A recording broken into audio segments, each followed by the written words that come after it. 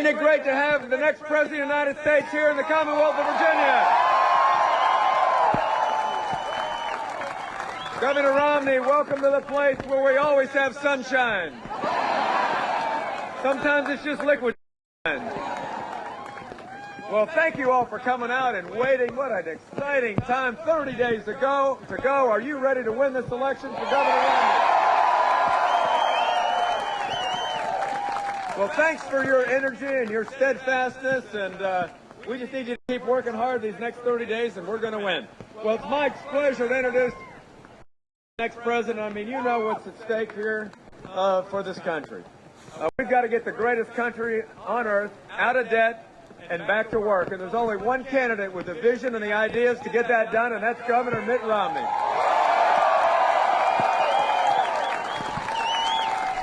Because we can't take all these months of 8% unemployment. We can't take $16 trillion in national debt and doubling of gas prices. We've got to have a leader with a vision that knows how to create jobs in the private sector, that knows how to kill deficits like he did in Massachusetts, that knows how to turn things around like he did with the Olympics.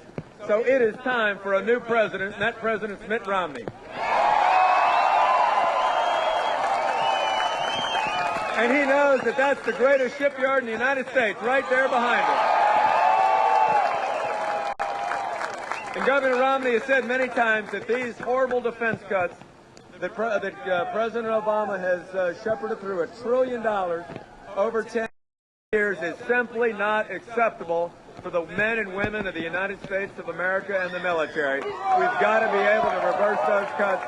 There's only one candidate that'll do that. President Obama's been a bystander, refuses to lead in protecting the military and reversing these cuts, and that's why we need President Mitt Romney to restore their military funding. So, ladies and gentlemen, I am delighted that we've got a man of great character, of great a person that loves this country dearly, that understands the American dream because he's lived the American dream. He's a father, he's a grandfather, he's somebody that has an immense passion for the great American dream and wants to make sure that in particular the middle class of this country can experience. Next President of the United States, Governor Mitt Romney.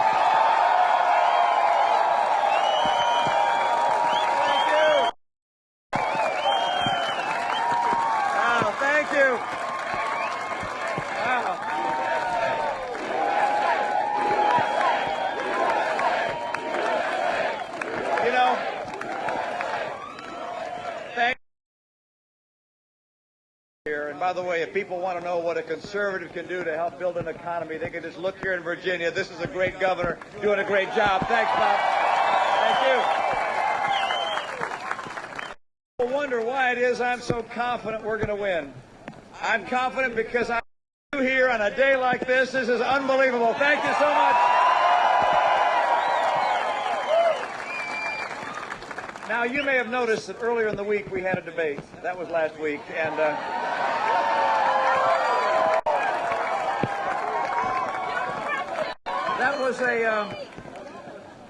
that was a good debate. I enjoyed that debate, and there were some places where we agreed and some places we disagreed. Some of the places we agreed were associated with the fact that we would take America in different directions. The president has his path, I have a path. I take they're very, very different, and I'm not going to go through all this in great detail because you've been here for a little while in this sunshine. So, but I want to remind you of some of the places that are very, very different that we'd go. Number one, he would continue to spend $1 trillion more than we take in. In my view, that's immoral and wrong. If I'm president of the United States, I will cut federal spending, I'll cap it, and finally get us on track to a balanced budget.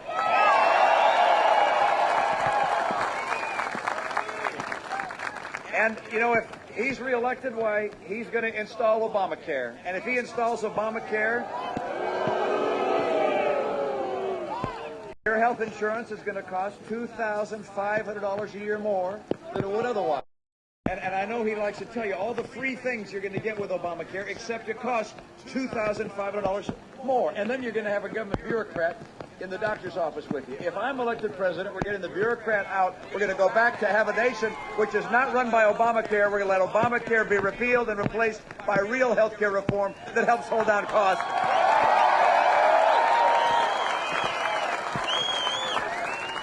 He has promised that if he's reelected, why he Medicare for seniors, today's seniors, by $716 billion. If I'm elected, I will honor the promise to our seniors and restore that money back into Medicare. This president also has made it very clear, if he's reelected, why he's going to continue to cut the military.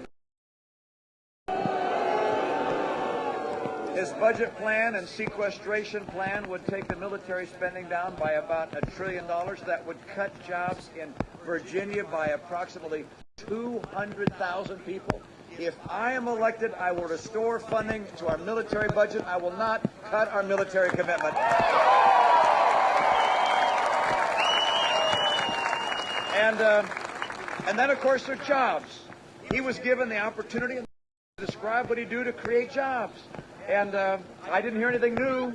It was very clear he plans on 4 more years like the last 4 years. I don't think we can afford 4 more years like the last 4 years. You know, he wants another stimulus. How'd that first one work out? And then he wants to pick winners and losers among companies, or losers in his case. And then of course, he wants to hire more government workers. Look, things have not ignited our economy the way it should be ignited. We've seen the slowest recovery from a recession in history. As a matter of fact, I just read that if you look back 60 years and you look at all we had with unemployment above 8% before President Obama, there were 39 months in all 60 years with unemployment above 8%. Under this president, there have been 43 months, under one president alone. He does not understand what it takes to create a real recovery. I do. I'll do 5 things that'll get this economy going again. Number 1, we're going to take full advantage of our oil, our coal, our natural gas, our Newport. Number 2, I'll make sure we get trade that works down on China if and when they cheat. Number 3, I'm going to make sure our training programs work for the workers of today. We get our parents and our kids and the teachers, they come first. Teachers union will have to come behind. Number 4, I will balance, get us on track budget. And number 5, I will champion small business. I'll make sure our tax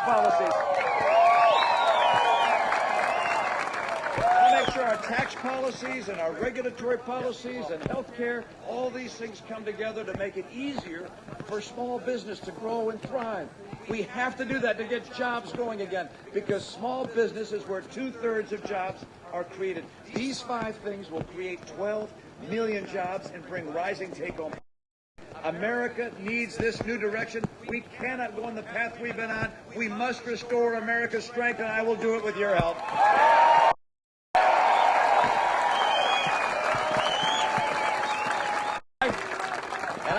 I'm confident this is going to happen. We're going to have good years ahead. The best is not in the past. The best is in the future. It's getting better. And I've seen that throughout my life. I've had the chance to witness the great qualities of the human spirit, my fellow Americans. In early times of my life and later, I was a relatively young man and serving as the pastor of my congregation, a part-time job in my church. And I happened to visit a family on a regular basis, the Oporowski family. And he's a firefighter from Medford, Massachusetts, or was. He's retired now. And their son, age 14, developed leukemia and was very, very ill. It was clear that he was not going to make it. I used to visit David, on one occasion, he brought me into his room. He was on his bed there, and he said to me, what comes next? And I spoke to him about what I believe comes next. Another occasion, he was in the hospital, and he got in touch with me, and he said, "You got a law degree, right?" "Yes, I do." He said, "I'd like to write my will. Could you come do my will for me?" And I said, "Sure." So I got my long pad, my legal pad, went over to his hospital room, and he proceeded to describe where he wanted his fishing rod to go and where he wanted his skateboard to go. And he wanted to give his rifle to his brother. Throughout all of this, David had courage and strength of character. I'm reminded of that slogan, full eyes, clear eyes, full heart, can't lose. David didn't make it, but he did not lose. My heroes, one of the confidence builders that I have in America's future. I had the chance at the Republican convention in Tampa just a few weeks ago to meet a wonderful person, Jane Horton. Jane's the wife of a sharpshooter who was sent to Afghanistan. She was packing a box for his birthday. There was a knock at the door informing her that he had been killed in Afghanistan. And this was at a time when that misguided group was going to the funerals of our servicemen and women and protesting.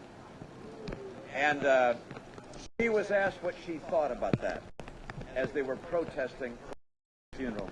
And she said this, Chris died so people like him can protest. This is the greatness of the human heart as demonstrated time and again among the American people. I know that America is going to come back because I've seen the heart of the American people. We face real challenges right now, but they're not greater than we're able to overcome. As long as we have leaders that will take us on the path that will restore strength and vitality, I'll bring us back. I will get us back on track. I will keep America strong with strong values and strong homes. I'll make sure we rebuild our economy. We put people to work, and I'll make sure the strongest military in the history of the world will keep America.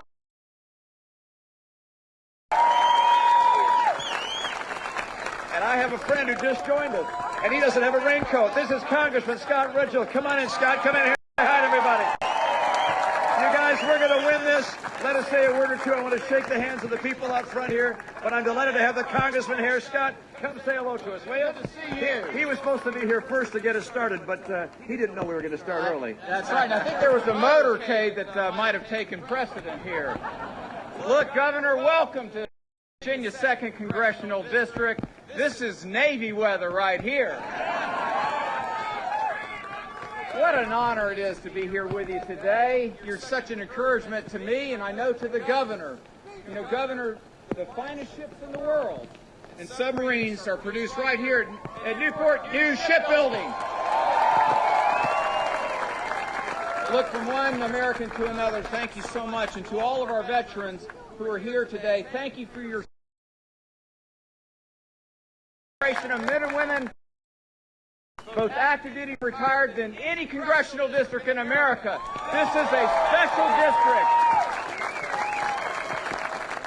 Governor, we stand with you. We are proud of what you're doing and the leadership that you're going to provide this great country for every veteran, for every student, every walk of life.